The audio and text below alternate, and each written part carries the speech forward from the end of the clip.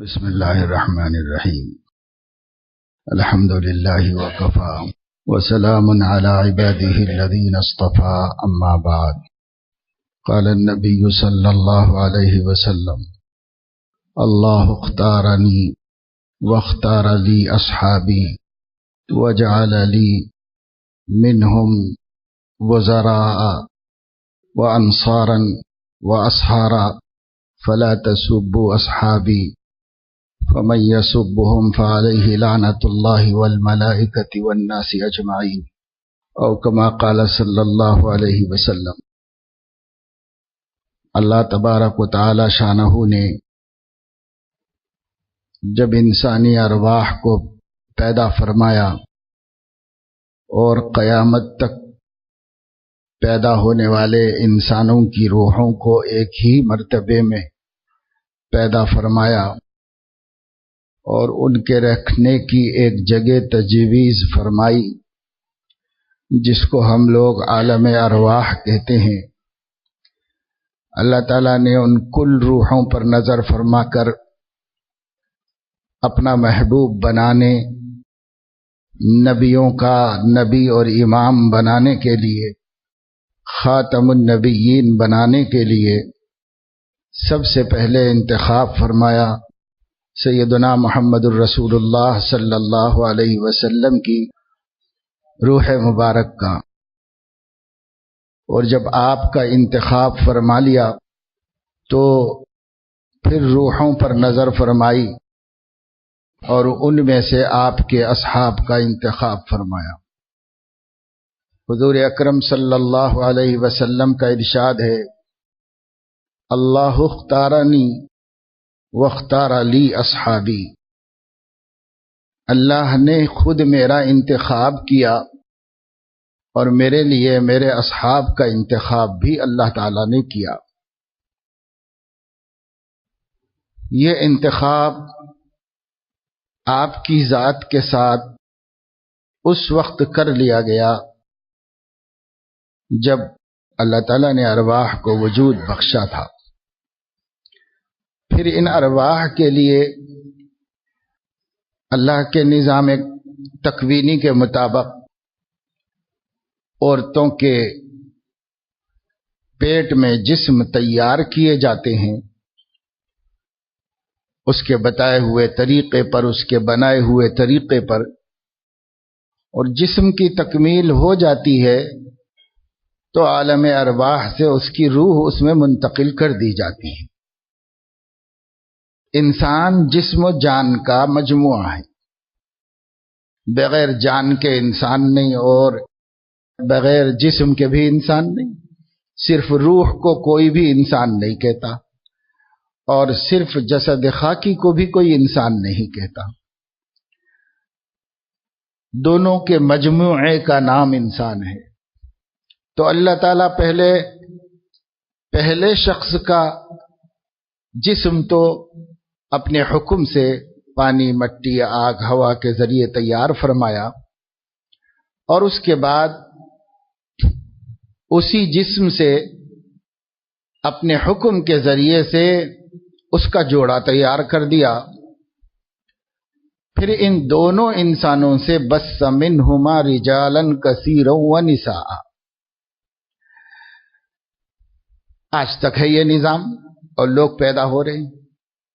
اللہ کے بنائے ہوئے سسٹم کے مطابق ایک وجود جسمانی کیا جاتا ہے رفتہ رفتہ 9 مہینے کے اندر، اور جب وہ وجود جسمانی مکمل ہو جاتا ہے تو اللہ اس میں روح ڈال دیتے۔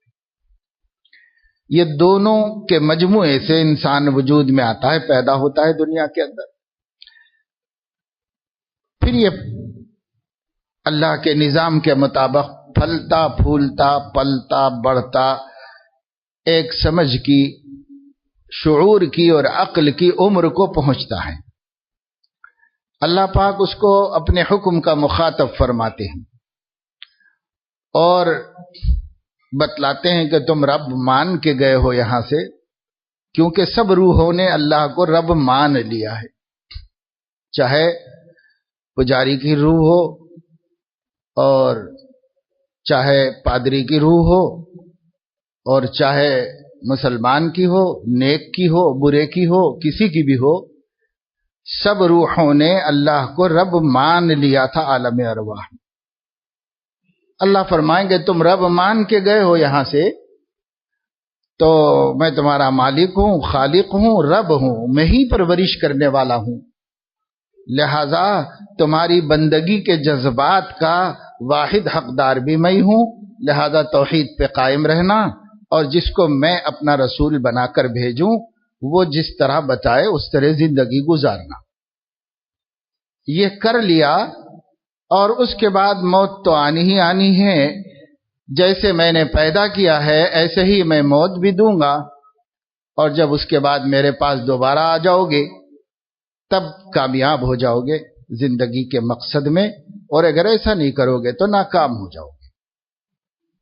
اما یأتینکم منی ھدی فمن اتبع ھدایا فلا خوف علیہم ولا هم یحزنون۔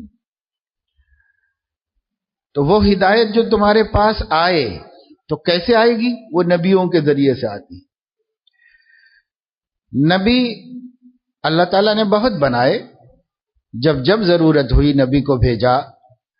حضرت آدم کو بھی بنایا نبی، ان کی اولاد میں بہت سے نبی ہوئے، پھر حضرت نوح علیہ السلام باقاعدہ تشریعی نبی رسول بنائے گئے، پھر ان کی اولاد میں ہزاروں انبیاء ہوئے، لاکھ سے متجاوز ہو گئے، اور سیدنا محمد الرسول اللہ صلی اللہ علیہ وسلم کو اس سلسلے نبوت کی آخری کڑی بنا کر سب سے آخر میں بھیجا گیا۔ انتخاب سب سے پہلے کیا گیا اور ظہور سب سے آخر میں کیا گیا۔ سب سے آخر میں اس لیے کہ کہیں بھی کوئی پروگرام ہوگا تو آپ دیکھیں گے جو صدر محفل ہے وہ سب سے آخر میں اپنا پیغام دے گا۔ چونکہ حضور علیہ السلام انبیاء کے امام ہیں اور انبیاء اور رسل کے بھی نبی ہیں، اس لیے وہ اس محفل کے صدر ہیں، اس لیے سب سے اخیر میں ان کا آنا اور سب کے پیغاموں کی توثیق کرنا، اور اس کے بعد اپنا پیغام پیش کرنا آپ کی ذمہ داری تھی۔ چنانچہ حضور علیہ السلام نے وہ کتاب اپنے ساتھ میں لا کر ہمیں دی ہے جس کتاب میں پچھلے نبیوں کی تصدیق کی ہے، اور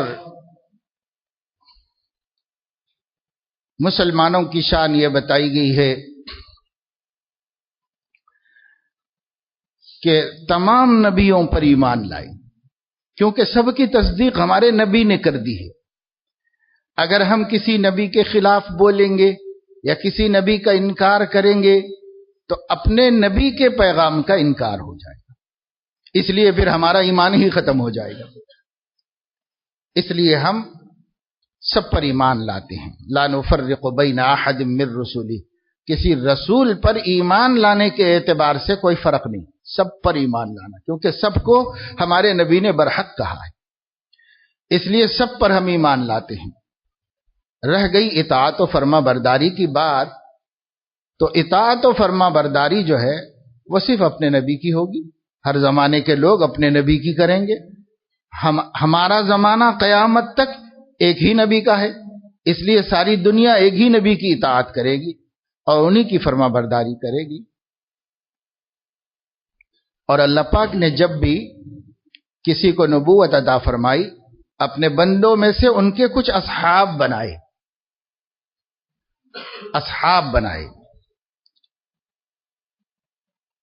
حضرت عیسیٰ علیہ السلام کے اصحاب ہیں، ان کو حواریین کہا جاتا ہے۔ اسی طریقے سے حضرت موسیٰ کے بھی اصحاب ہیں، اور ہر پیغمبر کے اصحاب ہیں۔ اصحاب صاحب کی جمع ہے، اور صاحب ساتھی کو کہتے ہیں،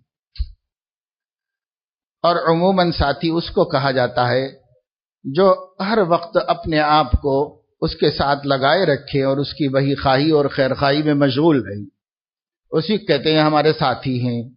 جس کو ہر وقت اپنے کام میں شریک پاتے ہیں اس کو ساتھی کہتے ہیں۔ تو اللہ تعالیٰ نے ان کو ہمارے نبی صلی اللہ علیہ وسلم کے لیے بھی اصحاب بنائے، لیکن ہمارے نبی دعویٰ فرماتے ہیں کہ میرے جتنے بھی اصحاب ہیں وہ میرے چنے ہوئے نہیں ہیں، ان کو میرے لیے اللہ تعالیٰ نے چنا ہے۔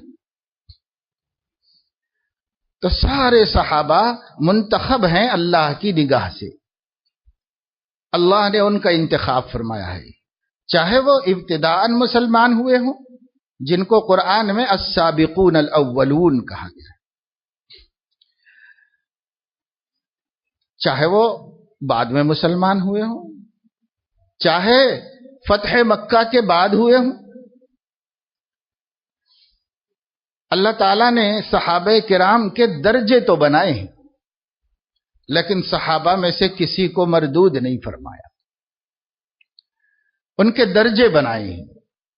جیسے قرآن میں فرمایا گیا لا يستوی منکم من انفق من قبل الفتح وقاتل اولئک اعظم درجة من الذین انفقوا من بعد وقاتلوا۔ دیکھو میرے نبی کے صحابہ میں سب برابر نہیں ہو سکتے۔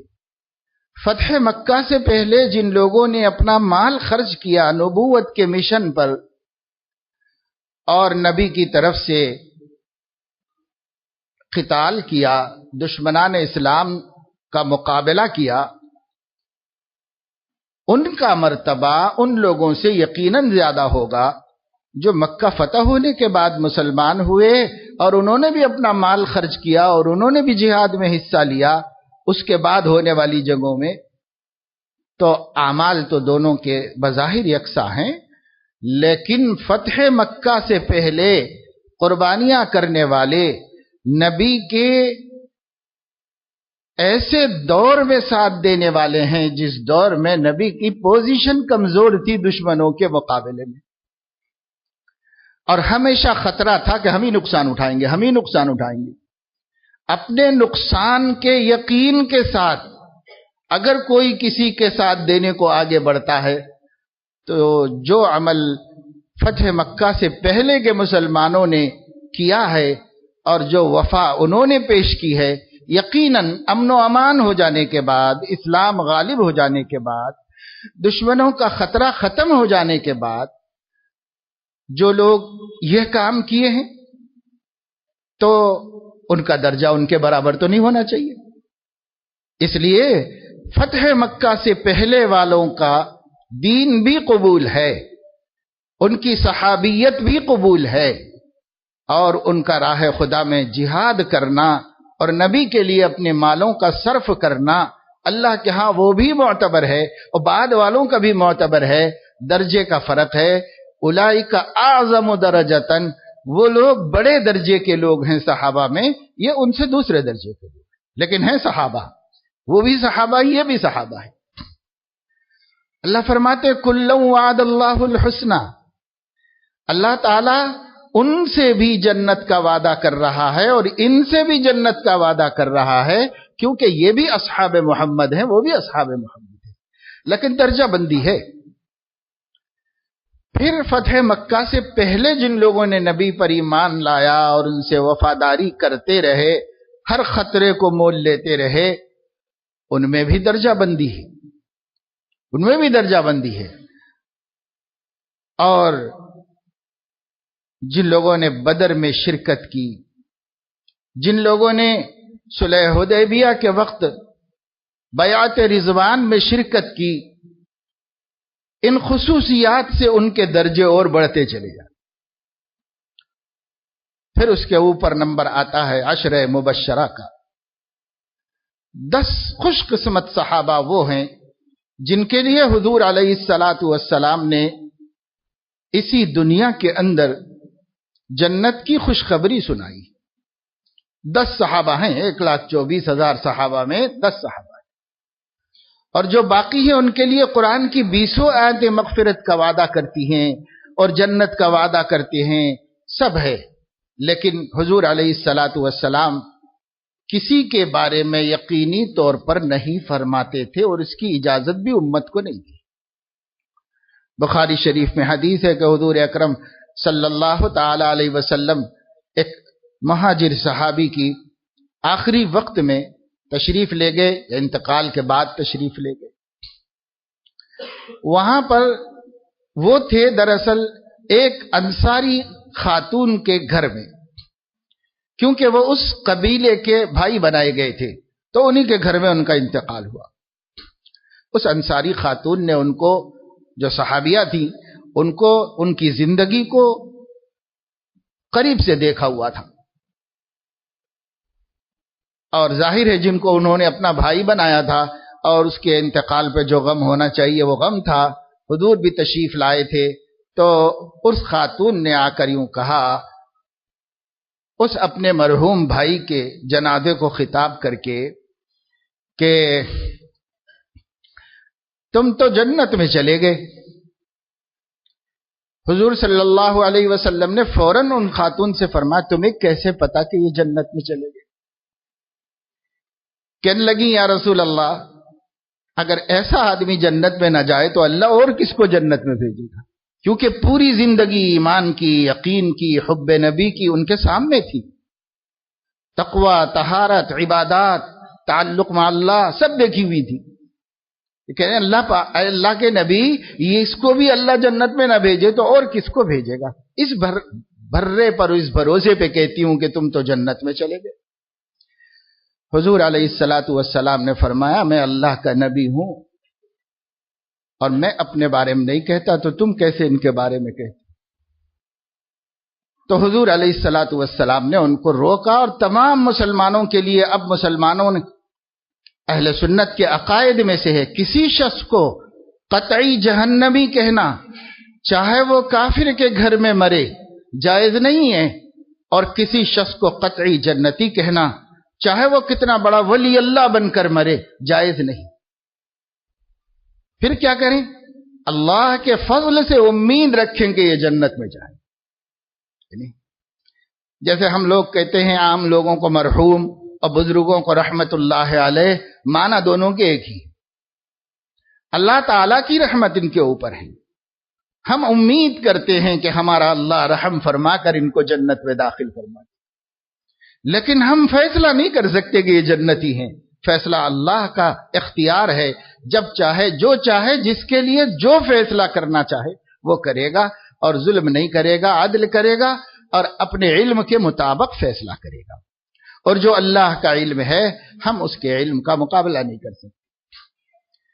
لیکن اس عقیدے کے باوجود، اس تعلیم کے باوجود، حضور اکرم صلی اللہ تعالی علیہ وسلم نے 10 خوش نصیبوں کو اپنے اصحاب میں سے نام لے لے کر جنتی فرمائے، یہ جنت میں ہیں، یہ جنت میں ہیں۔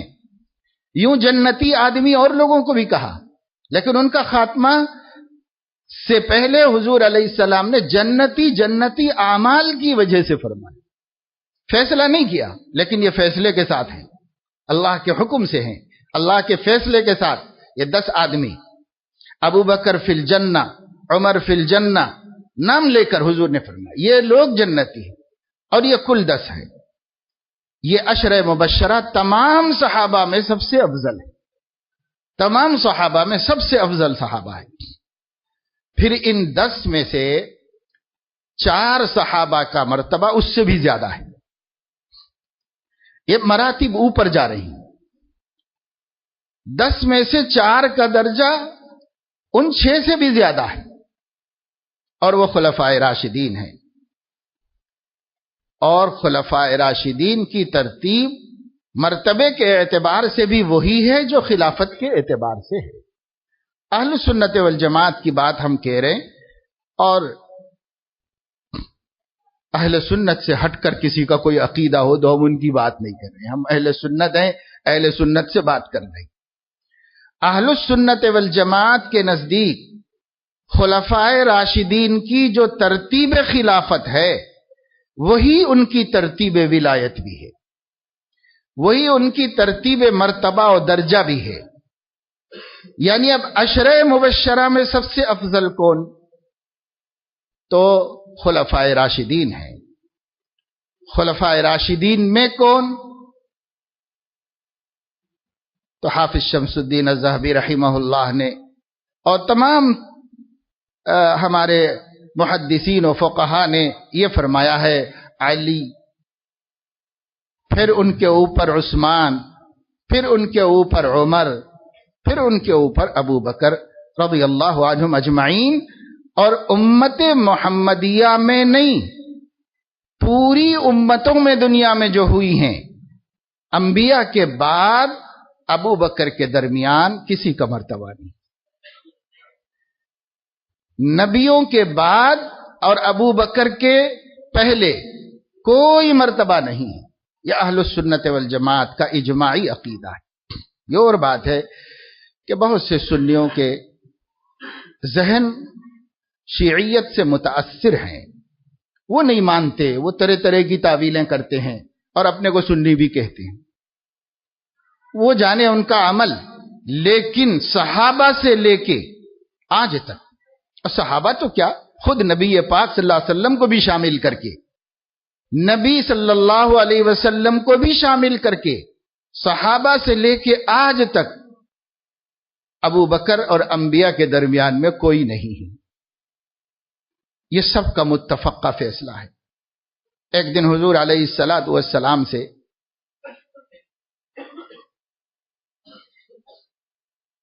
سوال کیا گیا تو آپ صلی اللہ علیہ وسلم نے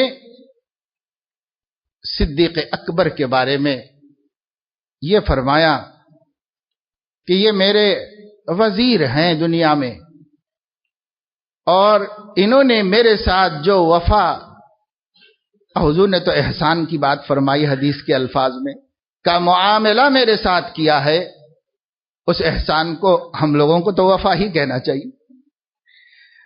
وفا کا جو معاملہ ابو بکر نے کیا ہے کسی نے نہیں کیا. اور جس نے بھی اس دین اسلام کے مشن اور میری ذات کے لیے کوئی بھلائی کی ہے، میں اس کی بھلائی کا بدلہ باقی نہیں رکھا، ادا کر دیا ہوں، سوائے ابو بکر کے کہ اس کے ان کی بھلائی کا میں بدلہ نہیں دے سکا، اللہ دیں گے.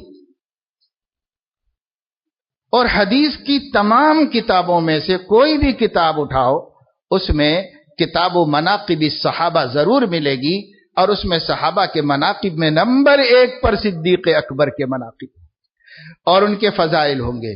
تمام محدثین کا اس پر اجماع، تمام فقہا کا اس پر اجماع. ان سے آگے کوئی ولی اپنی ولایت لے کر نہیں جا سکتا. صدیق اکبر سب سے اعلیٰ درجے پر رکھے حضور علیہ السلام. اور اسی لیے ہماری عقیدوں کی کتابوں میں کہا جاتا افضل الصحابتی ابو بکر ثم عمر ثم عثمان ثم علی. ترتیب بھی رکھنی پڑے گی، اسی ترتیب سے آپ کو ماننا ہے. اور جہاں تک الگ الگ فضائل کی بات ہے تو حضرت علی کے اپنے مستقل فضیلتیں، حضرت عثمان کی اپنی فضیلتیں، حضرت عمر کی اپنی فضیلتیں. نبی نے جس کے لیے جو فرما دیا، اور نبی کے علاوہ کسی کا حق نہیں کہ وہ کسی کی فضیلت بیان کرے، کیونکہ اللہ کے نزدیک مکرم اور محترم ہونا ایک غیب کی حقیقت ہے، اور غیب سوائے پیغمبر کے کوئی نہیں بتا سکتا. تو حضور علیہ السلام ہی بتائیں تو فضیلت ثابت ہوگی، اور اگر آپ نہ بتائیں تو ساری دنیا کے بنانے سے بھی نہیں ثابت، کیونکہ معاملہ غیب کا ہے اور اس کی خبر نبی کے علاوہ کوئی نہیں دے سکتا. کس کا مرتبہ اللہ کے پاس کیا ہے؟ سیدنا علی کے بڑے بڑے مراتب نبی نے بتائے، سیدنا عثمان کے بڑے بڑے مرتبے بتائے، اور سیدنا عمر ابن الخطاب کے، اور سیدنا ابو بکر صدیق کے. یہ سب خلفائے راشدین کہلاتے ہیں. ایک کے بعد ایک یہ لوگ خلیفہ بنتے گئے حضور علیہ السلام کے، اور اس میں تو کوئی اختلاف نہیں. صدیق اکبر رضی اللہ تعالی عنہ خود حضرت علی سے مروی روایات کے اندر یہ ہے کہ سیدنا علی کرم اللہ وجہہ کو جب حضرت ابو بکر صدیق نے اپنی خلافت کی بیعت میں طلب کیا اور حضرت ابو بکر حضرت علی تشریف لائے اور آپ ممبر پر بیٹھے ہوئے تھے صدیق اکبر، تو صدیق اکبر نے اس وقت حضرت علی کے آ جانے کے بعد فرمایا، دیکھیے ابو بکر مسلمانوں کا امیر بننے کا کبھی خواہش مند نہیں رہا، میرے دل میں وسوسہ بھی نہیں آیا، میں نے کبھی اللہ سے دعا بھی نہیں کی، میں نے نہ کبھی خلوت میں ذکر کیا نہ جلوت میں ذکر کیا کہ مجھے امارت کا شوق ہے۔ اللہ جانتا ہے میں اس ذمہ داری سے کتنا ڈرتا ہوں، اب بھی وقت ہے کہ میرے بیعت لینے سے پہلے آپ لوگ کسی اور کو اپنا امیر منتخب کریں۔ حضرت علی رضی اللہ تعالی عنہ اس اشارے کو سمجھے اور فوراً کھڑے ہوئے اور انہوں نے کہا کہ حضرت آپ سے ہم کو جو تھوڑی سی شکایت ہو گئی، اس شکایت کا آپ کی امارت سے تعلق نہیں ہے، آپ کے امیر المومنین ہونے سے کوئی تعلق نہیں۔ مجھے بس دل میں یہ بات آئی کہ جب آپ لوگ اس مسئلے پر بحث کرنے والے انصار و مہاجرین کی مجلس میں گئے تھے تو مجھے ساتھ کیوں نہیں لے لیا تھا؟ میں بھی تو آپ ہی کا خیر خواہ تھا اور آپ ہی کو امیر مانتا تھا، مجھے ساتھ کیوں نہیں لے لیا تھا؟ حضرت ابو بکر نے فرمایا، میں کسی کو ساتھ لے کے نہیں گیا، مجھے پکڑ کے عمر لے گئے وہاں پر۔ اور پھر حضرت علی فرمانے لگے، جب ہم نے آپ کو نماز میں خدا کی بارگاہ میں امام تسلیم کر لیا ہے تو اب حکومت کے اعتبار سے آپ کی امامت میں ہمیں کیا تردد ہو سکتا ہے؟ یعنی حضور علیہ السلام کی حیات میں جب سے آپ نماز پڑھانے نہیں آ سکے، آپ کے حکم سے ابو بکر نے پڑھائی اور تمام صحابہ نے نماز پڑھی، کہ جب ہم نے نماز میں امام مان لیا تو خلافت میں امام ماننے میں مجھے کیا شبہ ہو سکتا ہے؟ مجھے اس میں کوئی تردد نہیں، ہاتھ بڑھائیے اور بیعت کیجیے۔ صدیق اکبر نے بیعت کروائی تمام صحابہ سے، پھر خطبہ دیا، پہلا خطبہ خلافت، اور اس میں بھی یہی فرمایا، ہم لوگوں کے لیے بڑی عبرت کی چیز ہے۔ خطبہ خلافت میں فرمایا کہ مسلمانوں، آپ لوگوں نے مجھے اب اس جگہ پر کھڑا کر دیا ہے، اب میری ذمہ داری ہے کہ آپ کی بھلائی اور آپ کی خیر خواہی کروں۔ جب تک میں ہوں کوئی ضعیف اپنے کو ضعیف نہیں سمجھ سکتا اور کوئی کمزور اپنے کو کمزور نہیں سمجھ سکتا، ہر طاقتور سے اس کا حق دلانا میری ذمہ داری ہے، اور کمزور کو اس کے حق دلانے کے لیے میں ہوں۔ اور لوگوں، اگر میں جب تک تم کو سیدھے رستے پر چلاؤں تو چلتے رہنا، اور اگر مجھ سے کوئی غلطی ہو جائے تو تم مجھے سیدھے رستے کی تعلیم کرنا۔ یہ ان حضرات کا دین کے بارے میں احتیاط کا معاملہ تھا، ورنہ اگر صدیق اکبر سے نبی کو کوئی خطرہ ہوتا تو اپنے حین حیات اپنی جگہ نماز پڑھانے کے لیے کاہے کو، اور بلکہ ایک دفعہ تو حضرت صلی اللہ علیہ وسلم نے آ کر ان کے پیچھے نماز پڑھنے کے لیے تشریف لائے اور اشارے سے کہا، پڑھاتے رہو نماز، لیکن صدیق اکبر پیچھے آ گئے اور حضور نے آگے بڑھ کے پڑھائی۔ بعد میں پوچھا، جب میں نے کہا تھا کہ چلتے رہنے دو نماز تو تم کیوں پیچھے آئے؟ انہوں نے کہا، ابو قحافہ کے بیٹے کا یہ مقام نہیں کہ نبی سے آگے کھڑا رہے، اس لیے میں نہیں کھڑا ہو سکا، میں پیچھے آ گیا۔ تو حضور علیہ السلام کو ان پر اتنا اعتماد تھا اور اس قدر بھروسہ تھا۔ تو یہ ترتیب ہے صحابہ کرام کی، تمام صحابہ وہ اللہ کے پسندیدہ ہیں، تمام صحابہ اللہ کے چنے ہوئے ہیں، اور تمام صحابہ کی مغفرت کا قرآن میں اعلان ہو چکا ہے، اور تمام صحابہ کرام کے لیے اللہ تعالیٰ نے جنت کا بھی وعدہ فرمایا ہوا ہے۔ یہ سب قرآن کی آیتیں ہیں، اور نبی نے جو فضیلتیں بتائیں وہ تو بڑی بڑی کتابوں میں لکھی ہوئی ہیں، جو صحابہ کرام کے فضائل بیان کیے گئے ہیں۔ اتنا طے ہے کہ اس امت میں سب سے بڑا مرتبہ ولایت اور ایمان کے اعتبار سے کسی کا ہو سکتا ہے تو صحابہ کرام کا ہو سکتا ہے، وہ ادنا صحابی کیوں نہ ہو، ادنا سب سے چھوٹے درجے کے، یا یوں سمجھ لیجئے صحابی کس کو کہتے ہیں؟ صحابی اس کو کہتے ہیں جس نے ایمان کی حالت میں نبی کو ایک دفعہ دیکھا ہو اور ایمان پر مرا، اس کو صحابی کہتے ہیں۔ وہ دیکھنا لمحے بھر کا کیوں نہ ہو، وہ دیکھنا بال ارادہ ہو یا بلا ارادہ، یعنی ایمان لایا اور حضور علیہ السلام کو دیکھنے کے ارادے سے جا نہیں سکا، لیکن حضور علیہ السلام اس کو کہیں نظر آ گئے حالت ایمان میں، تو وہ صحابی بن گیا، وہ صحابی بن گیا اگر اس کا انتقال بھی مسلمانوں کی شہادت کے مطابق ایمان پر ہو،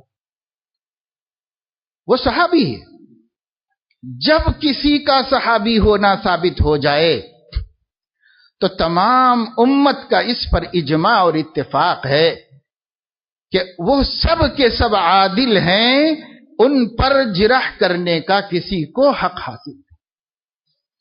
معمولی صحابی، معمولی مطلب ان لوگوں کے مرتبوں کے اعتبار سے جو سب سے آخری درجے کا صحابی ہو، وہ بھی عادل ہے، اور اس پر جرح کرنے کا، جرح کا مطلب یہ ہوتا ہے حدیث بیان کرتے وقت میں بیان کرنے والوں پر محدثین تنقی کرتے ہیں، یہ کون ہیں، ان کے والد کا نام کیا ہے، یہ کس خاندان کے ہیں، اور انہوں نے کیا کیا ہے، کس سے بات سنی کہ نہیں سنی، فلاں سے روایت کرتے ہیں تو فلاں کے پاس ان کا جانا ثابت ہے کہ نہیں جانا ثابت ہے، پھر اگر یہ شاگرد بھی ہیں کسی صحابی کے، مگر یہ ہے کہ یہ عمر بھر صحت مند رہے کہ نہیں رہے، صحت کبھی خراب ہوئی تھی تو ڈاکٹر نے ان کو کیا بیماری بتائی تھی، وہ کوئی ایسی بیماری تو نہیں تھی جس سے حافظے پر اثر پڑتا ہو، اور اگر ایسی کوئی بیماری ہے تو ان سے حدیث لینے میں ان کا درجہ پیچھے کر دیا جائے گا، اس کو کہتے جرح کرنا۔ ان کی ایک ایک چیز زندگی بھر کا تمام تر خاکہ کتابوں میں محفوظ کر دیا گیا، ہر حدیث بیان کرنے والے کا، ہر حدیث بیان کرنے والے کا۔ آپ اس کا آج کل جیسے کہتے ہیں کہ صاحب آپ آدھار نمبر مار کر اس کا پورا زندگی کی تفصیلات معلوم کر لیں، تو ہمارے پاس ایسی کتابیں اس زمانے میں بن گئی، لکھ دی گئی روات کے بارے میں، حدیث روایت کرنے والوں کے بارے میں، کہ ان کا آپ کہیں سے بھی نکال لے سکتے ہیں، کچا چٹھا سب جمع ہے کتابوں کے۔ پھر ان کی حیثیت متعین کی جاتی کیٹیگریز، کہ ان کی بات مانی جائے، ان کی بات نہ مانی جائے، ان کی حدیث لی جائے، ان کی حدیث نہ لی جائے، اور ان کی حدیث اس عمر تک لی جائے اور اس عمر کے بعد کی نہ لی جائے، کیونکہ اس عمر کے بعد ان کے حافظے پر اثر پڑا تھا اس لیے لی جائے، ان کی حدیث اگر فلاں سے روایت کریں تو لی جائے اور فلاں سے روایت کریں تو نہ لی جائے۔ ایک بڑا قصہ ہے وہ، ایک بہت بڑا علم ہے وہ، اور اسی وجہ سے ہم کہتے ہیں اصول نہ جان کر حدیث پڑھنے والے جو گڑبڑ کرتے ہیں وہ اسی وجہ سے کرتے ہیں۔ تو یہ پورا علم ہے جس میں تمام ان لوگوں کا آپ کو پورا بایو ڈاٹا مل جائے گا جو حدیث روایت کرتے ہیں، سب کا ملے گا، کتابیں لکھی جانے سے پہلے تک۔ کتابیں لکھی جانے کے بعد تو وہ محفوظ ہو گئی، اس سے پہلے تک کا ہر شخص کا ہر حال ملے گا، ہر حال ملے گا، کماتے کہاں سے تھے، کھاتے کہاں سے تھے۔ بس اس بات پر روایت لینے کو منع قرار دے دیا کہ وہ عرب کے طریقے کے مطابق خالی ٹوکرا بتا کر اونٹ کو بلا رہے تھے، ان سے روایت نہیں لی جا رہی ہے، اس لیے نہیں لی جا رہی ہے کہ جب اونٹ کو دھوکہ دے سکتے ہیں تو امت کو بھی دے سکتے ہیں، اس لیے ان سے روایت نہیں لی جا رہی۔ اتنا عظیم نظام ہے یہ، ایک پورا سسٹم ہے حدیث کا، ایک پورا سسٹم ہے۔ جن لوگوں کو حدیث کے برحق ہونے میں شبہ ہے، ایک مرتبہ اگر وہ اس حقیقت کو دیکھیں گے تو ان کی زندگی ذہن سے عمر بھر کے لیے شبہ نکل جائے، اس قدر سیف سسٹم ہے۔ خیر، تو یہ جو راویوں پر علماء نے تبصرے کیے ہیں، ان کی حد بندی کی ہے، ان کے احکام متعین کیے ہیں، ان میں سے کسی کو یہ حق نہیں ہے کہ وہ کسی صحابی کے بارے میں بھی ایسی کوئی بات کہے۔ صحابی کے بارے میں کہنے کا کسی کو حق نہیں، صحابہ سب عادل ہیں، کسی ایک صحابی پر ریمارک کرنا جائز ہے۔ یہ ہے اہل السنت والجماعت کا عقیدہ۔ اور سنیوں کے مقابلے میں روافض و شیعہ ہیں جن کے مذہب کی بنیاد ہی صحابہ کی عداوت اور بغض کے اوپر ہے۔ وہ جو چاہیں کرے، میں ان کا دین ہی اس کے اوپر ڈیپینڈ کرتا ہے کہ وہ صحابہ سے بری ہو جائے، جس کو تبرہ کہتے ہیں، صحابہ کو سے اپنے کو بری کرنا، اور چند صحابہ کو چھوڑ کر اہل بیت اور اہل بیت کے قریبی 17 صحابہ کو چھوڑ کر ان کے نزدیک کوئی صحابہ کرام ایسے نہیں ہے کہ جن کو صحابی کہا جا سکے، نیک کہا جا سکے، نبی کا وفادار کہا جا سکے، اور ہر صحابی سے ان کو شکایت ہے، یہاں تک کہ صدیق اکبر سے بھی ہے، عمر فاروق سے بھی ہے، سیدنا عثمان غنی سے بھی ہے، سب سے ان کو شکایت ہے۔ ٹھیک ہے، تو آپ ان کا مذہب ہے، ہم ان کے مذہب کی بات نہیں کر رہے، ان کا مذہب ان کے ساتھ، وہ اللہ کے پاس جائیں گے، اپنے عقیدے کو ثابت کر لیں گے، وہ جانے، ہمیں ان سے بات نہیں۔ ہم بات کر رہے ہیں سنی مسلمانوں سے کہ بعض اوقات سنی مسلمان بھی رفض و شیعیت کے عقیدوں کو پڑھ کر یا سن کر یا ان کی گڑی ہوئی جھوٹی اور منمانی باتوں سے متاثر ہو کر بعض صحابہ کرام کے بارے میں دلوں میں خدورت رکھتے ہیں۔ سنی بھی اپنے کو سنی بھی کہتا ہے، پھر دل میں خدورت بھی رکھتا ہے۔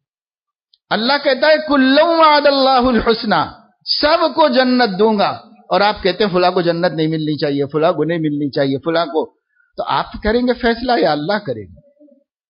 یا آپ قرآن کو اوپر ایمان لائے ہو، یا روافض کی طرح شیعوں کی طرح قرآن کو جو مسلمانوں کے پاس ہے، سنیوں کے پاس ہے، نامکمل اور ناقص قرآن سمجھتے ہیں۔ روافض کا عقیدہ یہ ہے کہ ایک مصحف فاطمی ہے جو ان لوگوں کے پاس ہے، وہ قرآن ہے جو نبی پر نازل ہوا ہے، اور ایک مصحف عثمانی ہے جو سنیوں کے پاس ہے، جو ہماری ساری دنیا میں قرآن کے نام سے ہے۔ اس قرآن کو وہ نہیں مانتے، اور وہ اس قرآن کو کہتے ہیں کہ یہ وہ قرآن نہیں ہے جو نبی پہ اترا تھا، نبی پہ جو قرآن اترا تھا وہ اہل بیت کے پاس ہی ہے، اور وہ خدا جانے کیا ہے ان کو معلوم۔ آپ پیش کریے وہ جو نبی والا قرآن، تو کہتے ہیں کہ ہمارے 12ویں امام محمد بن حسن العسکری اس قرآن کو لے کر کسی غار میں چھپ گئے تھے، ابھی تک نکلے نہیں، جب نکلیں گے تو وہ قرآن باہر آئے گا۔ تو بھئی جب تک تم جو چاہے کرو، لیکن ہمارا قرآن روز اول سے آج تک بلا انقطاع تواتر طبقہ کے ساتھ موجود ہے، ہم اسی قرآن کی بات کرتے ہیں۔ اور وہ غیب قرآن جب ظاہر ہوگا آپ جانیں، ہم تو اسی قرآن کی بات کرتے ہیں جو ایک لمحے کے لیے امت کے درمیان سے ہٹا نہیں، ایک لمحے کے لیے جب سے نبی نے دیا ہے آج تک اسی طرح موجود ہے، ہم اس قرآن کی بات کرتے ہیں۔ اس قرآن میں تمام صحابہ قابل احترام ہیں، تمام صحابہ قابل عزت ہیں، اور وہ حدیثیں جو سیدنا محمد الرسول اللہ سے اتنی حفاظت کے ساتھ ہم تک پہنچی ہیں، اس میں حضور نے جو صحابہ کے فضائل بتائے وہ سب برحق ہیں، وہ سب برتر ہیں، اور ہم ان فضائل پر صحابہ کو دیکھتے ہیں اور ایسی ہی ان سے محبت رکھتے ہیں۔ اب یہ حدیث میں نے آپ کو شروع میں پڑھی، حضور علیہ الصلوۃ والسلام نے ارشاد فرمایا اللہ اختارنی، میرا انتخاب اللہ نے کیا ہے ارواح میں، واختار لی اصحابی، اور میرے لیے میرے صحابہ کا انتخاب بھی اللہ ہی نے کیا ہے۔ جس کو اللہ منتخب کیا ہو اپنے علم محیط سے، اس کے بارے میں آپ یہ بھی تو نہیں کہہ سکتے کہ آگے چل کے وہ بگڑ گئے۔ آگے بگڑے پہلے اللہ کے علم میں پہلے سے ہے۔ اللہ جیسے ماضی کا حال جانتا ہے، مستقبل کا بھی جانتا ہے۔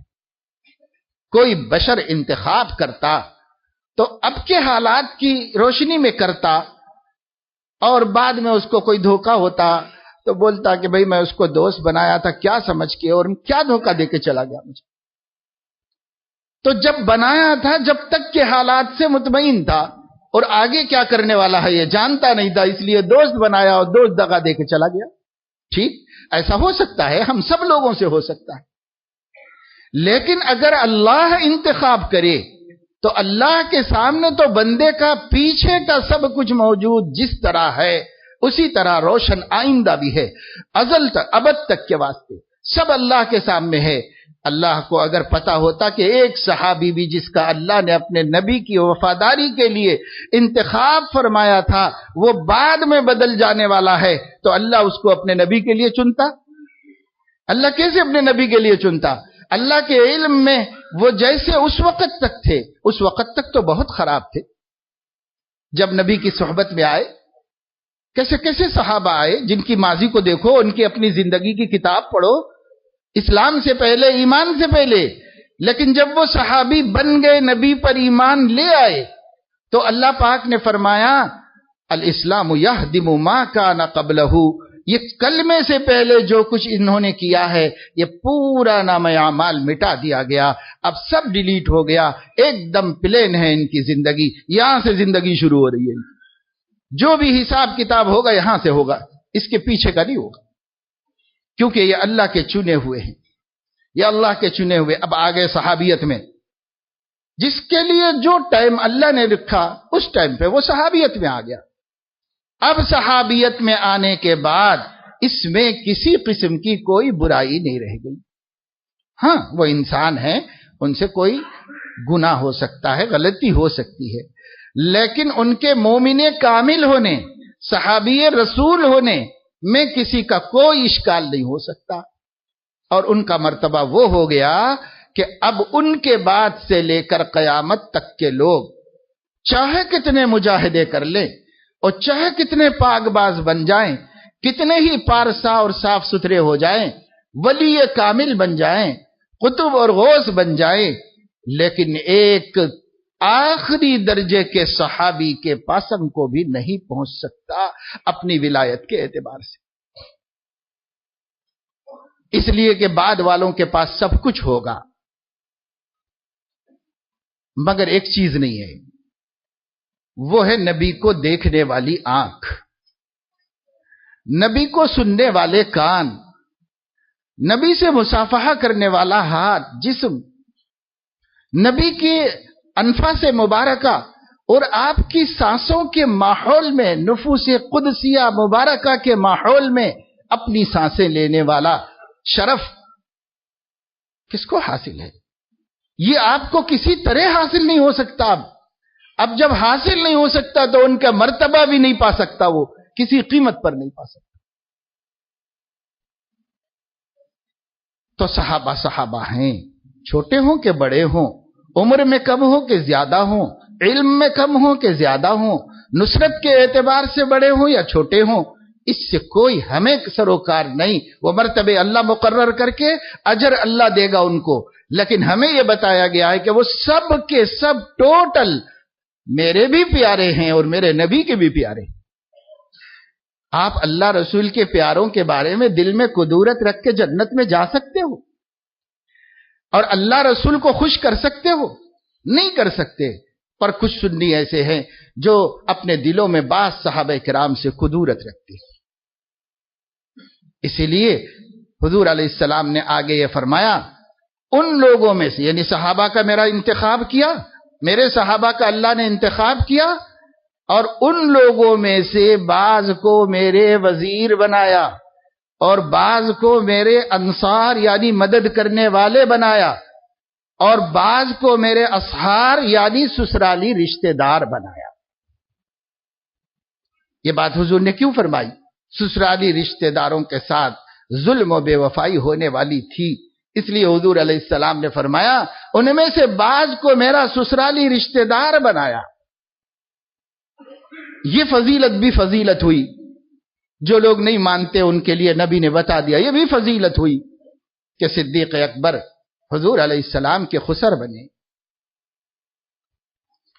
صدیقہ عائشہ ایک صحابیہ ہیں لیکن حضور علیہ السلام کی زوجہ بنی. عمر فاروق ایک صحابی ہیں، حضور علیہ السلام کے خسر بنے. اور حضرت حفصہ ایک صحابیہ ہیں، وہ حضور علیہ السلام کی زوجہ بنی، یہ حضور کے سسرالی رشتہ دار ہیں. عثمان غنی ایک صحابی ہیں، حضور علیہ السلام کے 2 بیٹیوں سے داماد ہوئے، ذو النورین کہلائے. ایک کا انتقال ہوا تو حضور نے ایک اور بیٹی کو بھی ان سے بیاہ دیا. اگر یہ بھروسے کے لوگ نہ ہوتے، حضور علیہ السلام کے چہیتے نہ ہوتے، کون اپنے لخت جگر کو بیاہ کے دیتا ہے؟ حضور علیہ السلام نے ایک بیٹی کا انتقال ہوا، خود جا کے تسلی دی اور دوسری بیٹی کو ان کے زوجیت میں دی، اللہ کے نبی صلی اللہ علیہ وسلم. تو یہ حضور کے سسرالی رشتہ دار بن گئے. سیدنا علی کرم اللہ وجہہ آپ کے نسبی رشتہ دار بھی ہیں، چچا زاد بھائی ہیں، اور پھر اپنی بیٹی فاطمہ کو ان سے بیاہ دیا تو آپ کے سسرالی رشتہ دار بھی بن گئے. اسی طریقے سے سیدنا امیر معاویہ رضی اللہ تعالیٰ عنہ حضور علیہ الصلاۃ والسلام کے صالح ہیں اور شروع سے ایمان والے ہیں. ان کی بہن ام حبیبہ رضی اللہ تعالیٰ عنہا حضور علیہ السلام کی زوجہ اور تمام مسلمانوں کی اماں ہیں. اس وقت تک حضرت معاویہ کے والد اور والدہ مسلمان نہیں ہوئے تھے، لیکن ان کے دوسرے رشتہ دار اسلام میں آئے اور نبی کے وفادار بنے. ان کے بھائی مسلمان ہوئے، لیکن ان کے والدین مسلمان نہیں ہوئے. حضرت ابو سفیان جو بعد میں مسلمان ہوئے، اور حضرت ہند بن عتبہ جو بعد میں مسلمان ہوئی، اس وقت تک یہ والدین مسلمان نہیں ہوئے. یعنی حضور علیہ الصلوۃ والسلام کے سسرے اور ساس مسلمان نہیں تھے.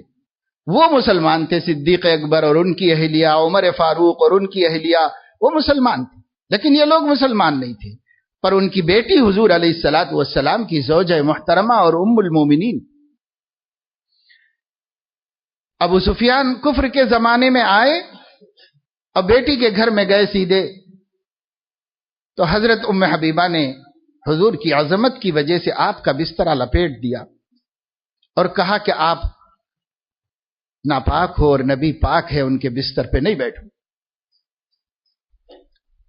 بعد میں جب انہوں نے اپنا یہ عمل، وہ ملے حضور صلی اللہ علیہ وسلم سے، جو مسئلہ لے کے آئے تھے، بات ہوئی اور پھر چلے گئے. وہ بعد میں حضرت ام حبیبہ نے خود یہ مسئلہ، یہ عمل اپنا بتایا تو حضور نے پسند نہیں کیا اور یوں فرمایا وہ تمہارے والد تھے، احترام کرنا تمہارا کام تھا.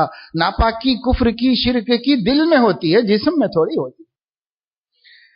حضور علیہ الصلوۃ والسلام نے بتایا. لیکن ابو سفیان پھر بھی مسلمان نہیں ہوئے تھے. بدر میں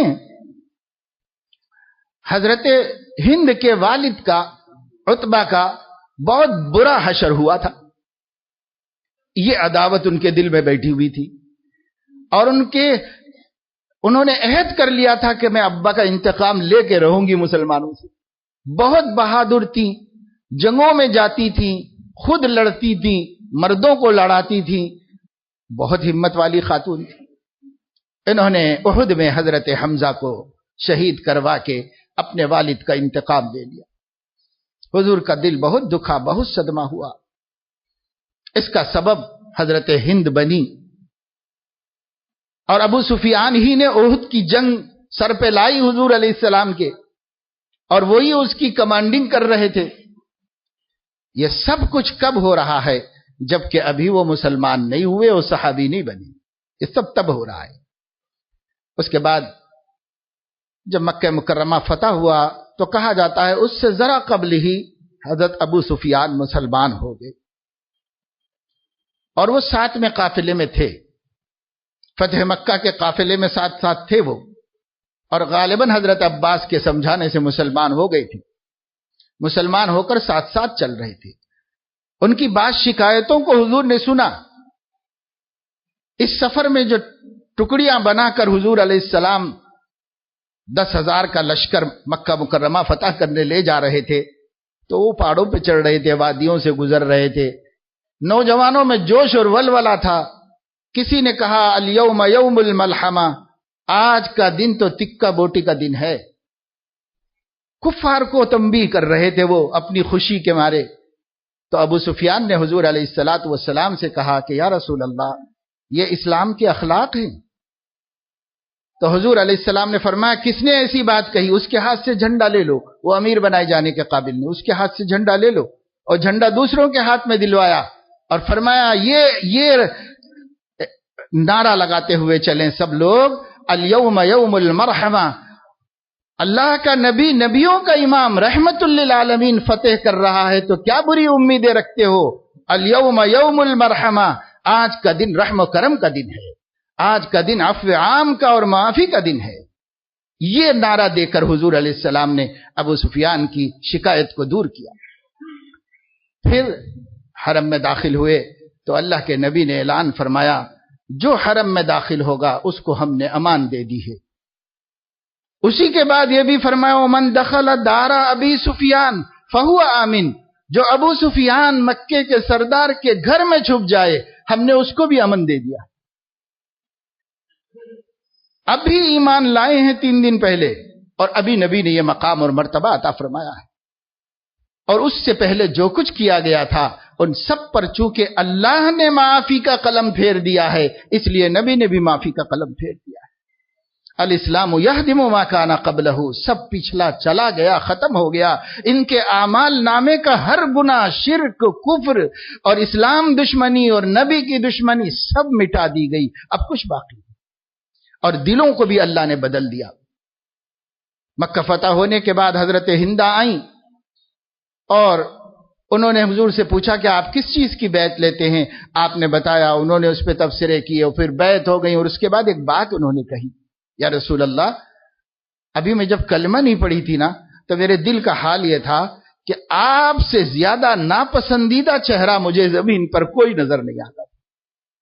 لیکن اس کلمہ پڑھنے کے بعد میں یہ محسوس کر رہی ہوں اپنے دل کے اندر تبدیلی کہ اس کائنات میں آپ سے زیادہ محبوب چہرہ مجھے کچھ نظر نہیں آتا. حضور علیہ السلام نے فرمایا اللہ تیرے دل میں میری محبت کا اور اضافہ فرمائے. یہ نبی کی دعا تھی جو لمحہ بلمحہ ہندہ کے قلب میں حب رسول کو بڑھاتی چلی جا رہی. لیکن کچھ لوگ ہیں جن کے دل راضی نہیں ہیں کہ ان کے اسلام کو قبول کر لیں، ان کے ایمان کو قبول کر لیں، اس کے لیے راضی نہیں. چند دن پہلے حیدرآباد کے ایک سنی کہلائے جانے والے شخص نے یوں کہا ایک عالم دین سے خطاب کرتے ہوئے کہ جن کی اولاد نے حضرت حسین کو شہید کیا ہے اس کو صحابی کہتے ہوئے شرم نہیں آتی؟ اس کو رضی اللہ تعالیٰ عنہ کہتے ہوئے تم کو شرم نہیں آتی؟ جن کی اولاد نے، اور وہاں اللہ کے نبی کہہ رہے من دخل دار ابی سفیان فهو آمن، اور اللہ کے نبی کہہ رہے ہیں جو ہند تیرے دل میں اللہ میری محبت کو بڑھاتا ہی چلا جائے. اور حضور علیہ السلام نے ان کو قبول فرما لیا ہے، حضور علیہ السلام نے اصحاب میں شامل کر لیا ہے. اور حضور علیہ السلام کی زبان کے مبارک کے مطابق اللہ نے ان کو قبول کیا تھا اس وقت جب عالم ارواح میں ان کی روحیں تھیں، تب اللہ نے اپنے نبی کے صحابی بنایا.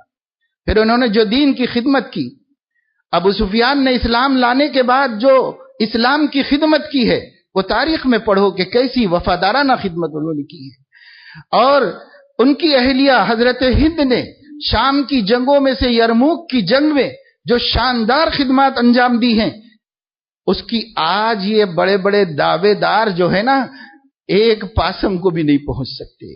حب رسول کی باتیں تو کر سکتے ہیں لیکن رسول کے ساتھ وفا کرنے میں ہم صحابہ کے ساتھ ایک قدم نہیں چل سکتے، ایک قدم نہیں چل سکتے. وفائے رسول میں انہوں نے اپنے آپ کو من المؤمنین رجال صدقوا ما عاهدوا اللہ علیہ، اللہ فرما رہے ہیں کہ ان صحابہ کرام نے کلمہ پڑھ کر جو عہد وفائے رسول کا کیا تھا وہ پورا کر چکے، پورا کر دکھا دیا انہوں نے. فَمِنْهُمْ مَنْ قَضَى نَحْبَهُ وَمِنْهُمْ مَنْ يَنْتَظِرُ، بعض کو اپنا بدلہ بھی مل گیا اور بعض انتظار میں ہے موت کی کہ جب موت آئے گا تو مل جائے گا، جب موت آئے گی مل جائے گا. اور بعض جو گزر گئے انہوں نے بدلہ پا بھی لیا اللہ سے. فَمِنْهُمْ مَنْ قَضَى نَحْبَهُ وَمِنْهُمْ مَنْ يَنْتَظِرُ وَمَا بَدَّلُوا تَبْدِيلًا، انہوں نے اپنے آپ کو بدلا نہیں، وہ جس عہد پر رہے اسی عہد پر مرے، اسی عہد پر مرے. یہ صحابہ ہیں. اب لوگ بدتمیزی کر رہے ہیں، گستاخیاں کر رہے ہیں اور اپنے کو سنی کہہ رہے ہیں. کہہ لینے سے سنی کیسے ہوگا؟ وہ جب اہل السنت والجماعت کے عقائد پر ہوگا تو اسی وقت سنی ہوگا. اور اگر اہل السنت والجماعت کے عقائد کے خلاف دشمنان خدا و رسول کی تائید کی بات کرتا ہے تو وہ مسلمان نہیں کہلاتا، وہ مسلمان نہیں کہلاتا. الحمدللہ ہم اہل السنت والجماعت نبی کی، نبی کے اصحاب کی، نبی کے اہل بیت کی، نبی کے ازواج کی، نبی کی بنات طاہرات کی، سب کی عظمت اپنے دل میں رکھتے ہیں. وہ سب سے محبت اور سب کا احترام اور درجے ہم نہیں بناتے، درجے جو نبی نے بتائے اس کو تو مانتے ہیں، لیکن ہم سب کو ایک سمجھتے ہیں۔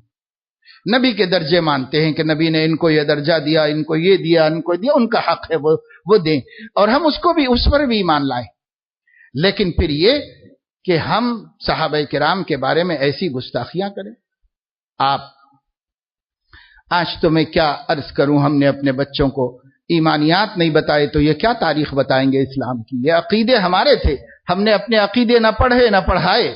صحابہ کے بارے میں بھی مسلمانوں کے عقیدے ہیں، وہ عقیدوں کو نہ ہم نے جانا نہ اپنے بچوں کو بتلایا، کچھ نہیں، ادھر ادھر سے جو سننے میں آ رہا ہے، اور وہ انٹرنیٹ کے جنگل میں جو بات بھی آ رہی ہے، جس طرح بھی کباڑ خانہ ہوتا ہے نا، تو کباڑ خانے کے اندر بہت سی کام کی اچھی چیزیں بھی ہوتی ہیں اسکراپ میں، اور بہت سی بالکل بیکار نکما کچرا بھی اس میں ہوتا ہے۔ وہ انٹرنیٹ کے سائٹس جو ہیں، اسلامک سائٹس، یہ سب کباڑ خانہ ہے۔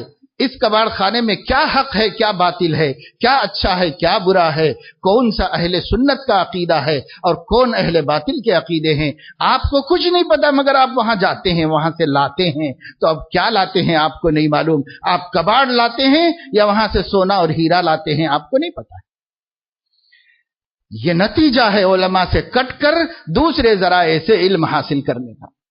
اور جب تک یہ امت علماء سے جڑی ہوئی تھی تو امت کیسی بھی رہی ہوگی، مگر عقیدے خراب نہیں تھے، عقیدے مسلمانوں کے اچھے تھے، بہتر تھے مسلمان۔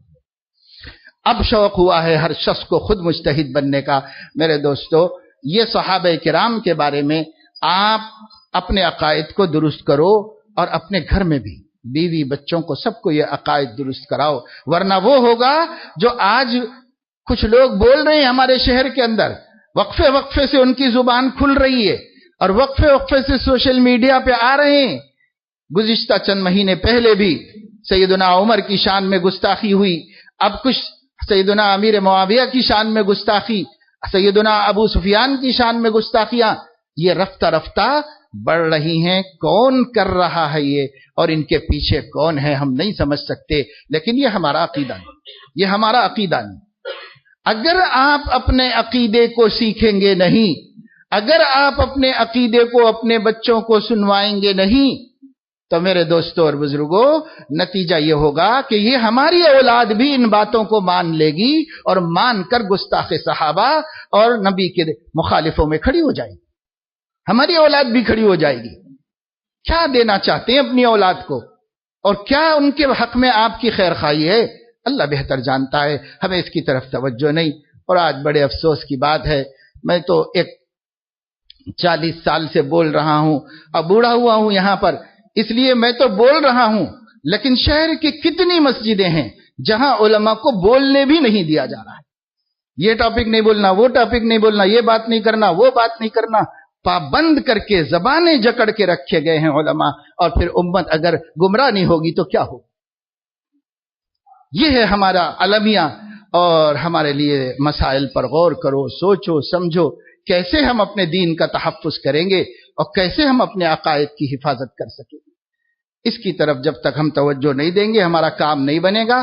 میرے دوستو، ایمان ساری دنیا سے زیادہ پیاری چیز ہے، آپ کو فیصلہ کرنا ہے کہ اسے بچانا ہے کہ لوگوں کی دلداری اور لوگوں کی ناراضگی کو بچانا ہے، یا ایمان کو بچانا ہے، یہ آپ فیصلہ کریں، یہ عقل مند کر لے، ہر عقل مند خود ہی فیصلہ کر لے۔ وآخر دعوانا الحمد للہ رب العالمین۔